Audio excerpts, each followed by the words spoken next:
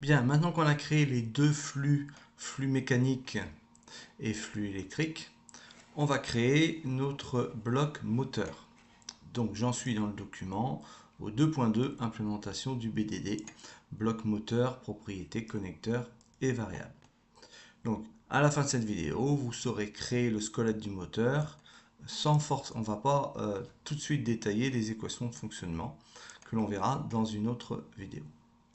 Alors, le bloc moteur 6ML, il est constitué de deux interfaces, voilà, de deux flux, pardon, voilà, qui vont se traduire sous OpenModelica par le mot-clé modèle. Donc, un bloc sous OpenModelica est un modèle. Derrière.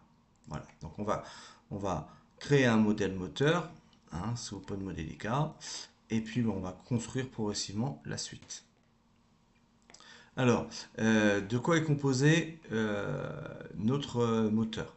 Donc de deux interfaces, une entrée qui reçoit un flux électrique. On les a définis dans les vidéos d'avant, dans les séances d'avant, une tension U, un courant I. Donc Cout, ici, il va transmettre le flux mécanique, c'est-à-dire le flux mécanique est composé d'un couple et d'une vitesse.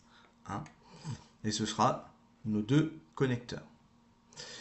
Les paramètres du moteur, ça c'est important, c'est ce qu'on appelle qu'est-ce qui va être paramétrable dans notre composant. Donc ce qui est paramétrable sous OpenModelica, c'est-à-dire les valeurs réglables depuis le modèle. Donc ce qui est paramétrable, on le précède du mot-clé paraméter à chaque fois. D'accord? Qu'est-ce qui va être paramétrable dans notre moteur? Donc la résistance de l'induit, le coefficient moteur K, donc on va considérer pour simplifier ici que K couple égale K vitesse.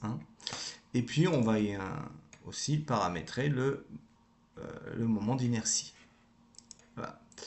Donc ce qu'on appelle un paramètre, c'est une donnée que l'on va pouvoir modifier ensuite sans réécrire le code du modèle.